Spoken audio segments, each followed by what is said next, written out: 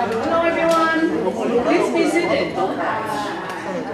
You are promised a very interesting session, so please be ready.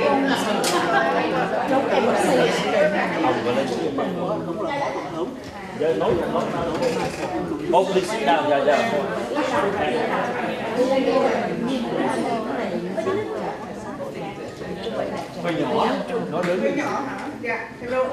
Hi everyone, can you hear me? Is it loud enough? Louder, louder, please. Alright. I can be really loud.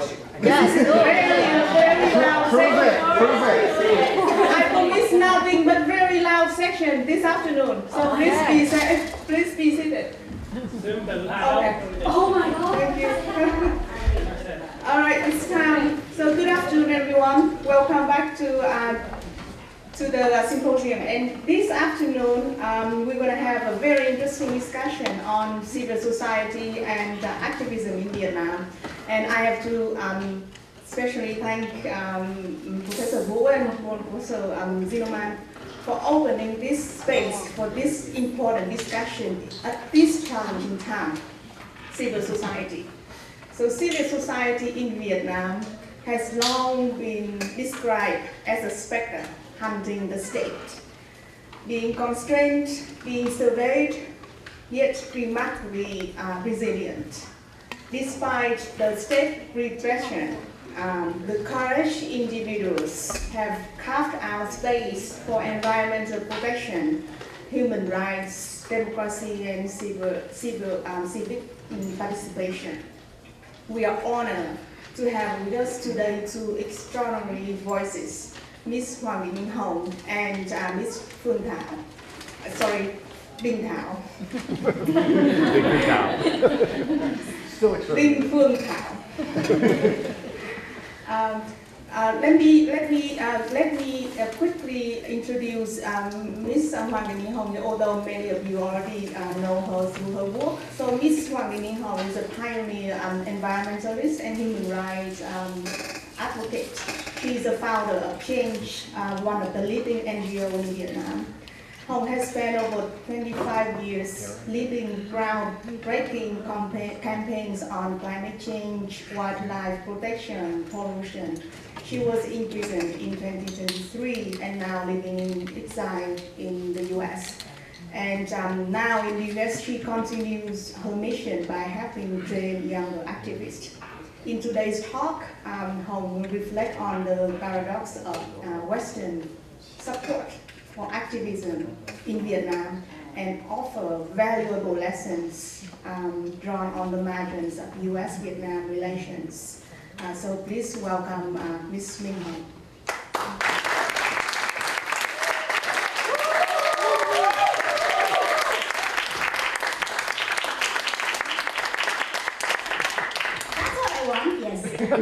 Thank you so much. Again, thank you, Thuy and David and everyone, Peter and everyone, who is like really, who is making it possible for me to be here today. Among all the professors and PhD, and I'm like, oops, who am I? So I have to warn you that the presentation is not academic at all. No scientific data, deep research papers at all. It's just like my lived experience on the front line of the US-Vietnam relationships on the ground as a civil society leader. So, how do I do it? This one? Okay, so I was born in 1972. In late 1972, yeah, the fun year for Vietnam. during the Operation Linebacker 1, if you know, that is one of the most intense bombing campaigns during the Vietnam War. So basically, I don't remember the war itself, but I was literally born into it. And so for some months, the sound of B-52 was like my soundtrack of my infancy. And I was growing up, you know that. During the post-war, the famous post-war subsidy time in Vietnam, of course, like, we didn't have enough food to eat. Everything is like, you know, the food stamps, you have a few and portions booked, and you had regular power cuts, and I didn't have enough clothes, warm clothes during the winter. But we were also growing up with lots of propaganda narratives, like, oh, we are the winners, like, we defeated the Americans. So I was going to school like with my empty stomach, but feeling super proud that we are the winner. And I was growing up as well, being educated to hate the Americans. They are the evil, they are the enemy. They are someone who can always blame for our hardship, right? We are miserable just because of that. So I was like really growing up with that kind of narrative.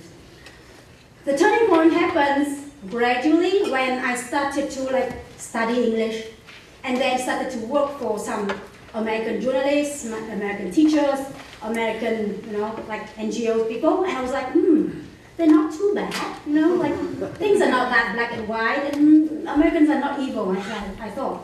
But the real turning points was when, in 1997, I was the first Vietnamese person ever to set foot on Antarctica. Crazy, I know. And I was there in Antarctica, the first Vietnamese person ever, so I would have to wait outside. Almost died on that day. And the trip was like totally changed my paradigm on the world. So it's not all the black and white, good and bad people anymore. It's about 35 of us, young people from 25 countries, surviving Antarctica.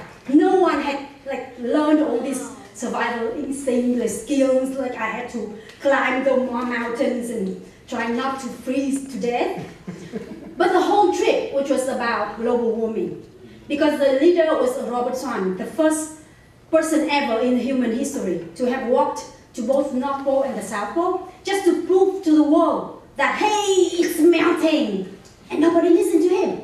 So he lured young people, like super naive people like me, went there and see, the environment is going down, and we believed him.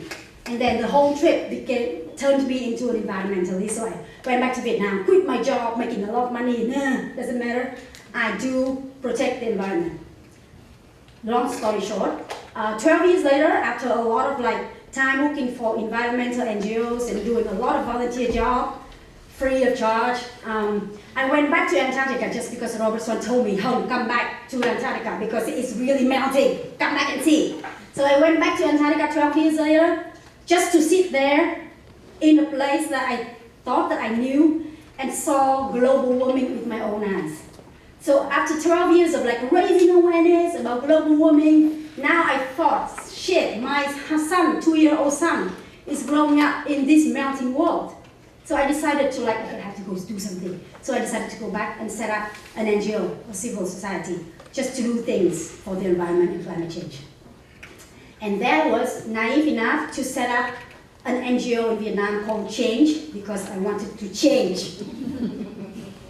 And the name itself, Change, took 2 years to register because they didn't approve the name Change. What do you want to change?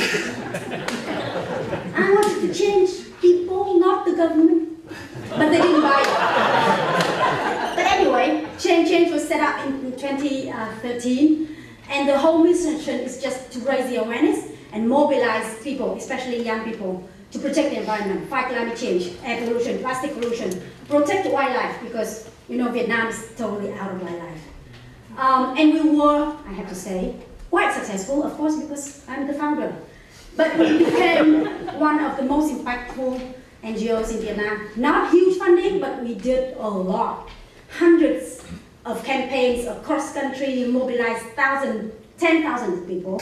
So many celebrities, business leaders, NGO leaders, everyone, diplomats, celebrities joined us. And everyone knows about Vietnam, right? You know the country. But I have to give you a little bit of introduction to the picture. Of course, everyone talking about, oh, we are the biggest, like, you know, victim of climate change, of course, you know, for funding. We are in the country, Hanoi and Ho Chi Minh City are among the mega cities that has the worst air quality. So we can go to air visual and see sometimes Hanoi always on the top of the worst air quality in PM 2.5. We are also together with China, nice. We are one of the largest illegal wildlife trade markets. So why we have lost the last rhinos and tigers and everything, we are consuming the rhinos of Africa or tigers in Malaysia. So we are very good at that. And according to Environmental Performance Index by Yale and Columbia University, just last year, Vietnam ranked the very bottom of the index, 180 out of 180 countries. Be proud, guys. At the same time, we are an authoritarian state ruled by Communist Party, everyone knows that, and there was severe restrictions on freedom of expression and freedom of press. You can see that on that other graph. Reporters Without Borders 2025 report, we are ranking 173rd out of 180 countries. So you can see that, oh, we have lots of problems, but at the same time, we cannot talk about it. And sadly, environment and climate change became sensitive issues. So yeah. And another fun fact, Ho Chi Minh City, where I live, and change was based, in 2022, there were 400,000 registered business corporations, and there were only 3 registered environmental NGOs. Very nice. We are like really very balanced, you know, fight. So the space for civil society, you can imagine what happened. The civil society emerged after the merge, of course, but they became a lot more visible in the late 1990s. There are never sufficient data on the situation, but we guess that there are about 800 to 900 domestic or local NGOs like Change. Most of us were registered under VUSTA, you know, the Vietnam Union for Scientific and Technology Association, very weird name. But somehow NGOs like us are registered as science and technology organizations. And the distribution was very uneven. Most of the NGOs are based in the north, in Hanoi, near the capital city. And only about less than 10% are in Ho Chi Minh City in the south.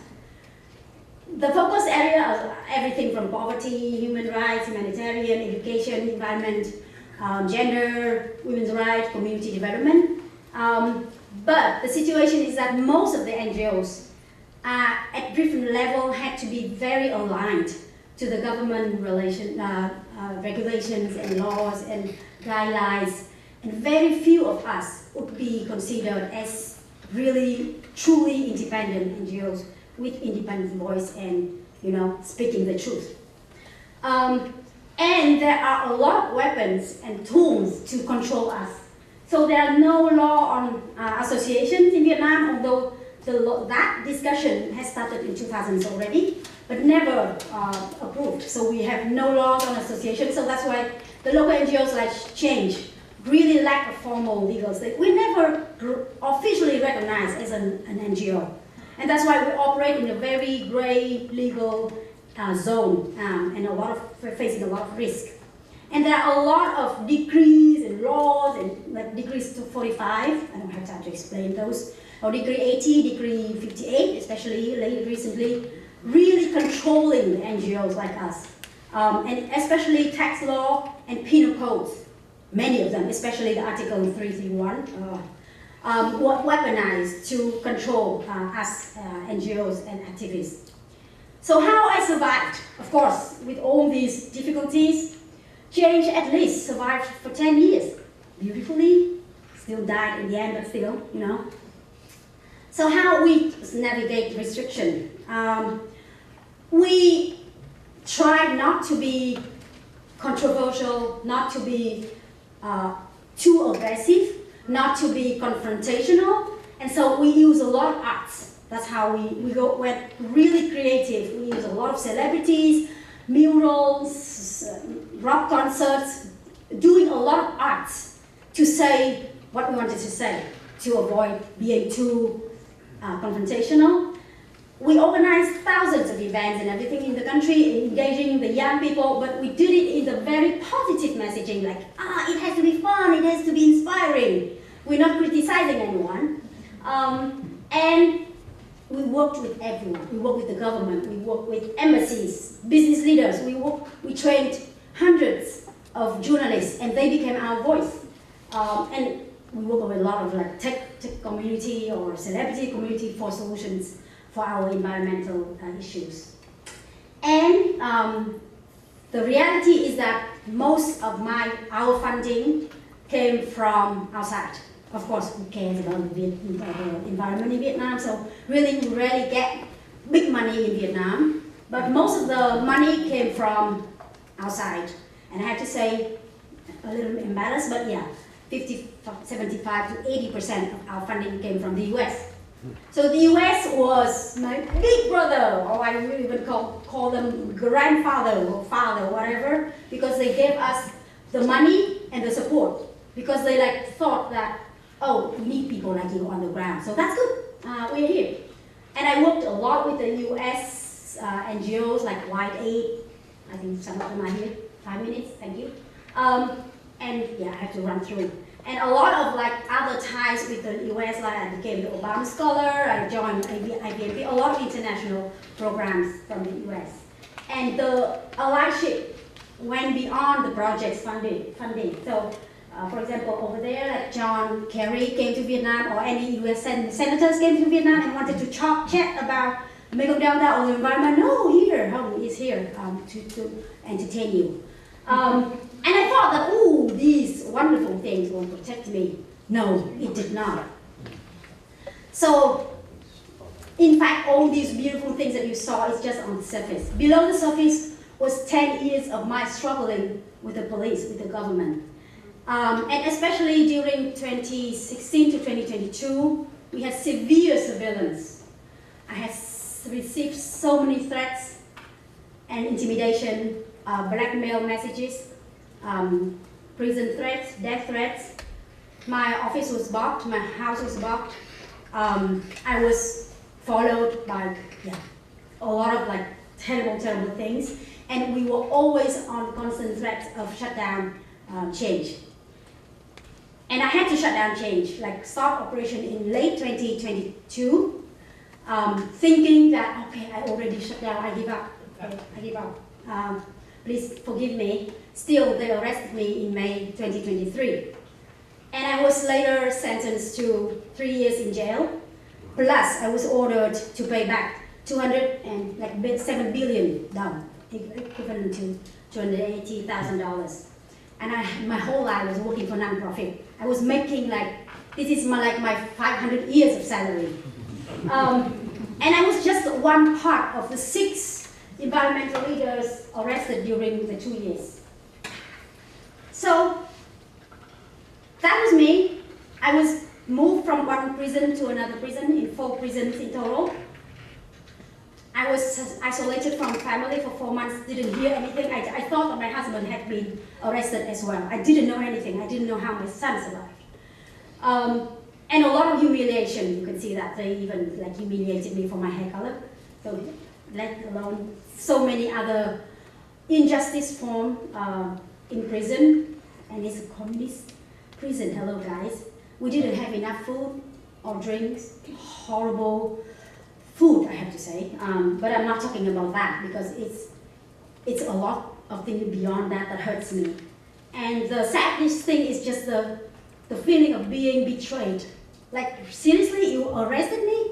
I was just trying to protect the environment for you, for your children, right? Like, the anger of me being there among other criminals, and they treated me just like a real criminal. Like, that kind of injustice really hurt like hell. And especially when I felt like, oh my God, how my son will start to think about this, and all the painful feelings go through.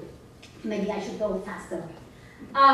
But of course, my allies, who used to be the one who just like put me in danger, were not silent. So the US government and 15 other governments sent letters to the Vietnamese government demanding my freedom immediately. Dozens of organizations in the network sent letters to the government of Vietnam. New York Times, Washington Post, all the international media, US media, talked about how injustice and unjust the trial was. US senators really spoke up for me, a lot of them. They sent a lot of letters. And thousands of people across the world, especially in the US, spoke up and had the free Hoang sign everywhere. And I was released September 20th, 2024. I was like in that cell, like getting ready to eat dinner, and then the guard came and said, "Hey, Hoang, back up and go." I cannot forget that moment, of course. And that is me getting off the overnight bus, all the way from Central Highland where the prison was. And I just like stepped out of the bus, and my husband and my son was there. Like the happiest day of my life.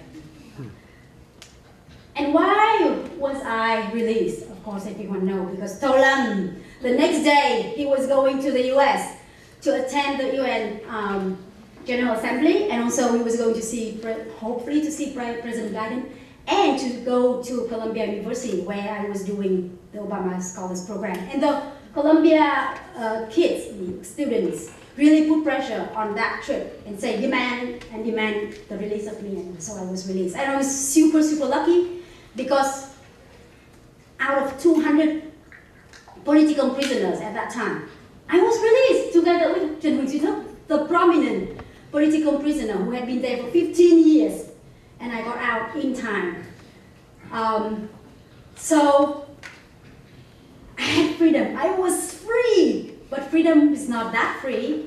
What I came back to, change was, of course, disappear.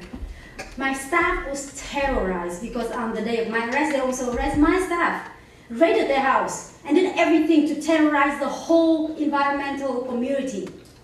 And so when I got out, I saw that not just change, but so many other smaller NGOs also shut down, or silent totally. And I was a criminal. With my criminal record, I could not set up a new NGO. I could not even apply for a job. And especially, they continue to surveillance me. I still have the police following me everywhere. And I didn't feel safe at all. So 3 months after that, I escaped to America and seeking asylum here. So that's me in America, super happy. I just landed in on December 24th last year. New chapter, freedom, of course, super happy, but new challenges, new country, new language, new culture. Oh my God, your jokes are so difficult to understand, and so many other things that I cannot deal with. And especially all the networks, all the relationship, all the experiences that I built for 25 years are kind of irrelevant and useless here. Like, who cares about, all the connections that I made in Vietnam? So it's like totally different kind of challenges. So lesson, allyship, like the strong ties that we had with America, can empower, open many doors. I had so many opportunities, but also it made me a target. So that's lesson one. Partnership with US organizations and US partners reveal power imbalances, of course. Usually the funders, not in my case, but mostly with NGOs in Vietnam. US funders will often set agenda and usually overlooking the local risks that local partners can face. I won't get into the detail during the Q&A because we don't have time. And finally, of course, the global allyship and recognition didn't prevent me from being arrested and imprisoned, but it helped secure my freedom. So, everyone is talking about the success story of Vietnam and US relation, but it needs nuance because it's not just about trade deals and bamboo diplomacy. It has to look at people like us. Really, no one really talked about us, but we are the one who work very closely with the US, bring the money into Vietnam and trying to protect the environment or human rights in the country. But nobody cared much about our safety or our voice. And so I think that the true meaning of our US and Vietnam relationship should not be truly meaningful without the involvement of local NGOs like us. Because seriously, without civic space, without NGO, without civic space, there's no true peace. It's just silence. And I think that peace is not just an endpoint, it's a choice. We must keep making together every day. Thank you.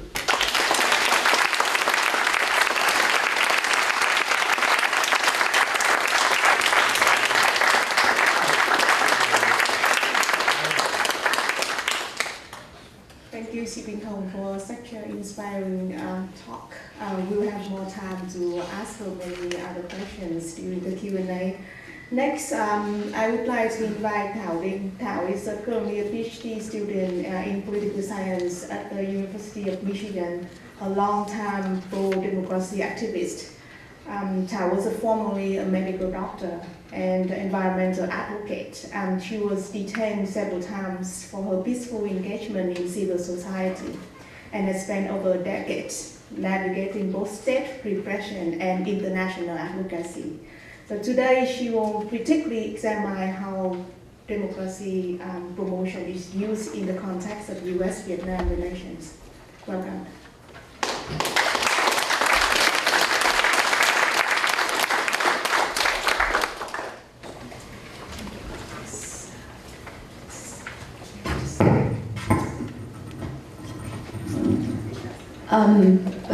After Chị Hồng speaking, I feel like I can just go home.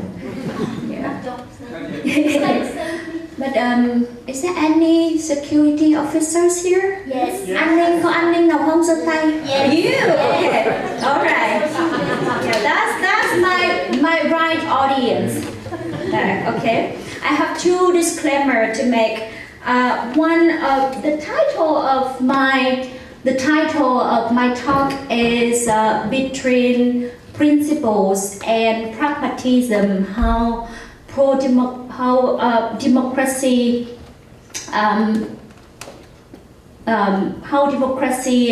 promotion was practiced in Vietnam, and how's the roles of activists in this mix. So the two disclaimer I need to make is that first, in order to understand the reasoning of different actors that I'm about to mention, need to go back in time before January 20th, when we still believe that we have the liberal democracy order, and that the normative democracy norm was still upheld.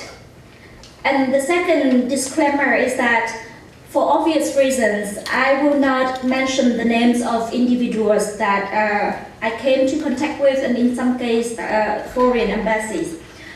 And now, the first question: from which position can I talk about this topic?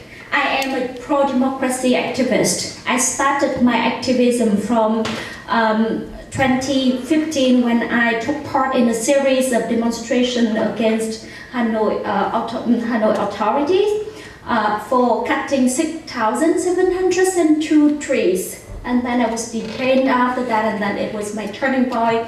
I became an activist. Since then, I have engaged with several Western governments, and the US included, to promote democracy and human rights.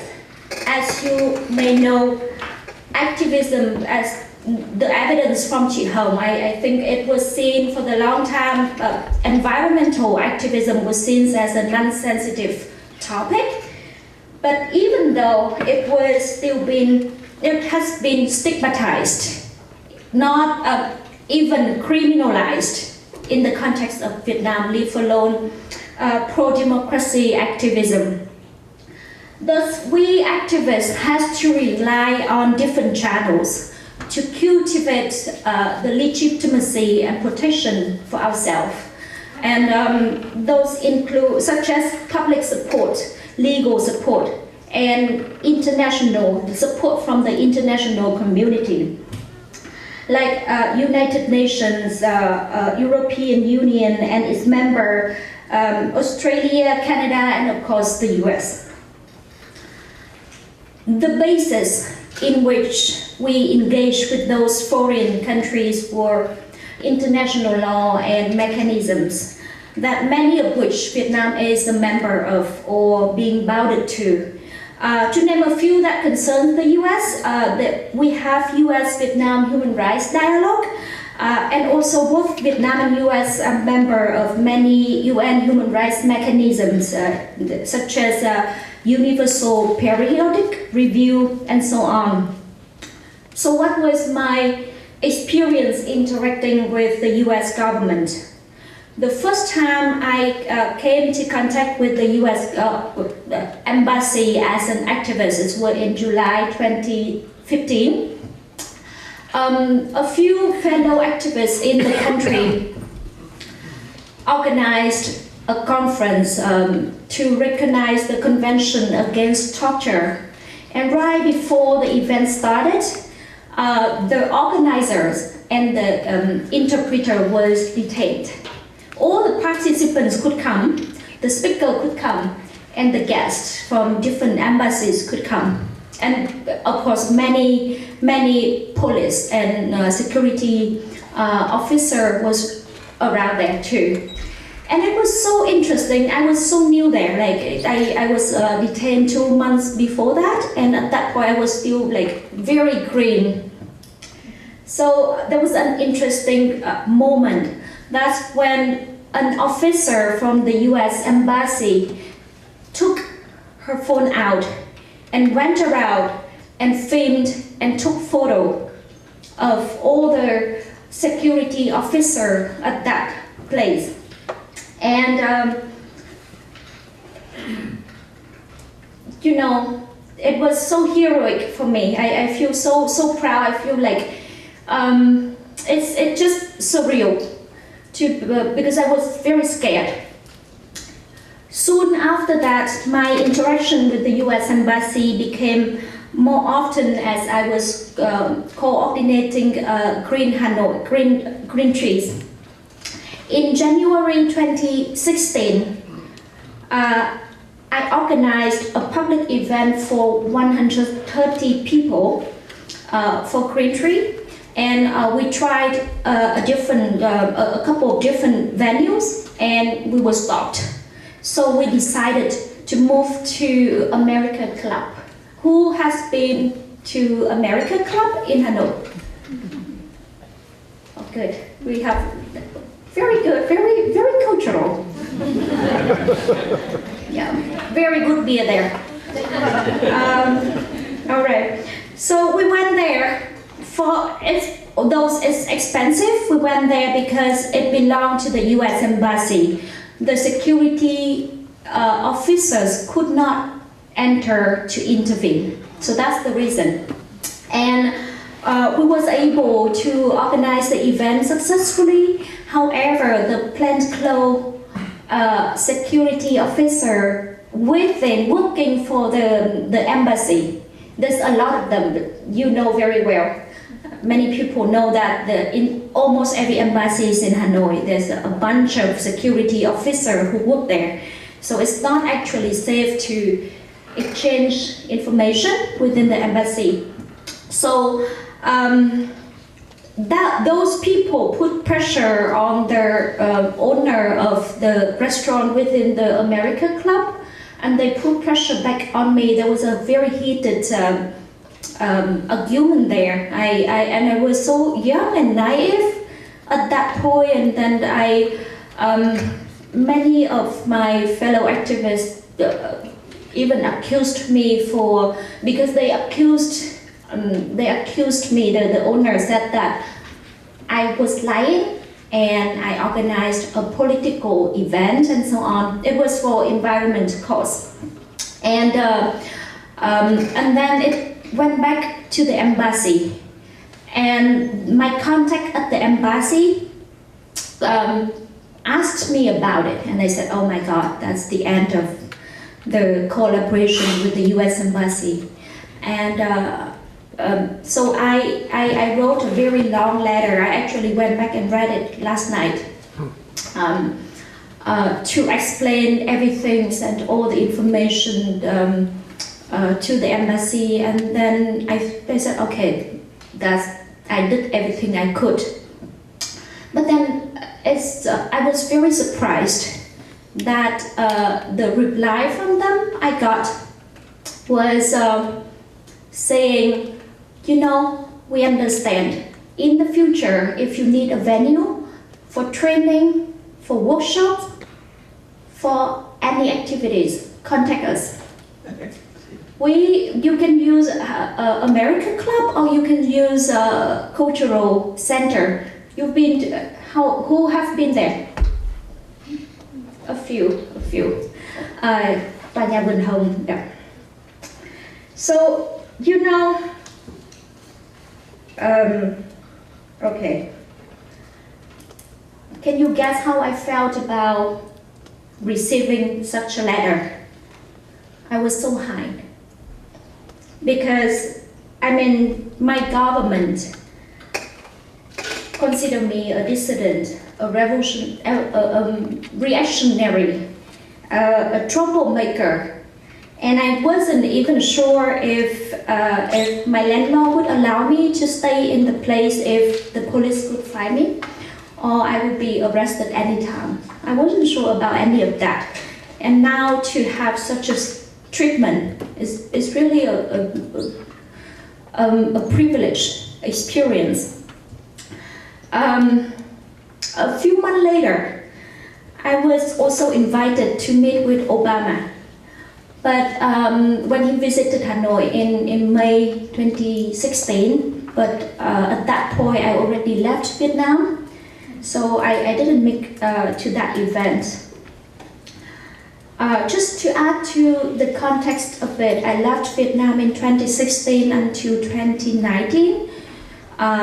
I met with luật sư Trịnh Hội, lawyer Trịnh Hội, chị Quỳnh Vi here, and many other fellow activists to engage in international advocacy with the UN, with European Union. I engaged in the free trade agreement negotiation, lobbying for Vietnam and EU in 2017, 2018, a lot.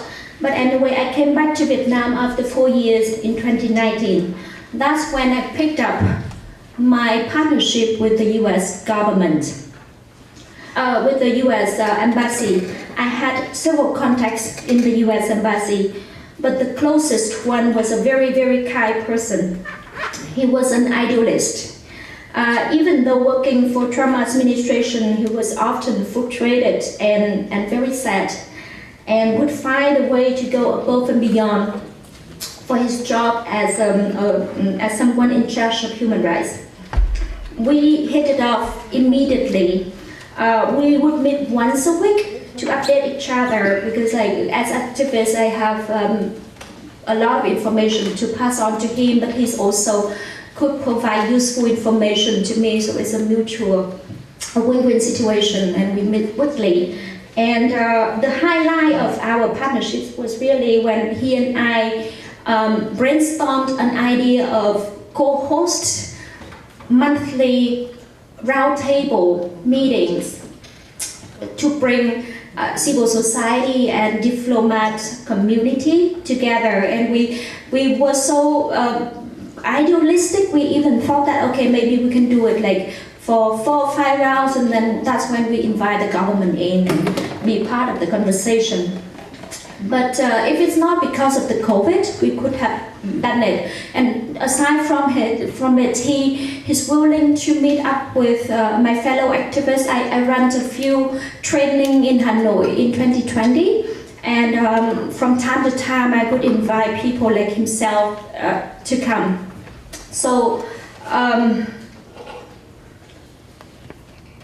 little did I know, as soon as the idea of pursuing comprehensive strategic partnership with Vietnam was entertained, not even proposed, we, the activists, started to be ghosted by the US Embassy. The communication became less and less meeting. Any ideas, suggestions, and requests for answers with much more reluctance. To share one specific example, my fellow activist, Phuong, who was very vocal on the case in 2020, he went to meet with the US Embassy and then took a photo with a diplomat there. And then he came home, he posted on Facebook. A few months later, he was arrested. And the US Embassy did nothing, say nothing about that. Well, it's actually not really correct, because I did receive one message from my contact via Facebook, and I wrote it down here. I can read it for you. Hi Thao, how are you doing? I just wanted to say hello and let you know that I'm sorry that I have been so silent recently. To which I replied, I'm doing fine, but a bit overwhelmed with the new developments. I understand that you're doing everything you can in your capacity. Things are just complicated. And another example of a very dear friend of mine, Nguyen. If you don't know him, he's really a darling to the diplomat community for his enthusiasm and communicative style. He went to the US in 2022, and at home, activist Nguyen was arrested. So I told him, and he came here upon the invitation from the State Department. And when Nguyen was arrested, I told him that you shouldn't come home because it's very dangerous. You will be arrested. And Professor Thuy was part of that dialogue. During that time, I facilitated his risk analyzing and coming up with different scenarios. So he's actually passed my message to the State Department, asking for advice. So the State Department told him that just go home. If there's anything happen to you, we will do anything in our power to protect you. Only 8 months later, there's an attempt to arrest him from the security officer. Very lucky for him that he was able to escape to Thailand. And as soon as he set foot to Thailand, he contacted the US Embassy immediately. And what he got was silence and indifference.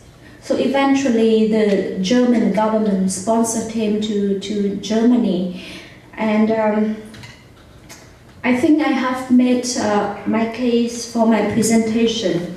The ways the US government treats Vietnamese activists is much like a bipolar lover. Because you're hot and you're cold, you're yes and you're no.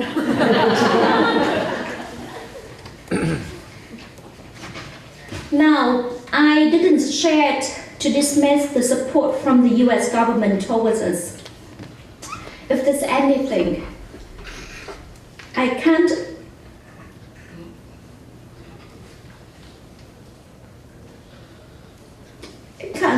appreciate that more.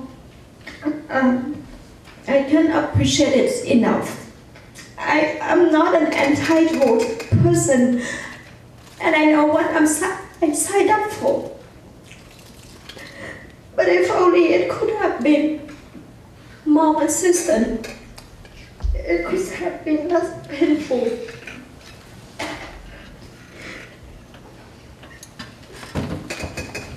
However,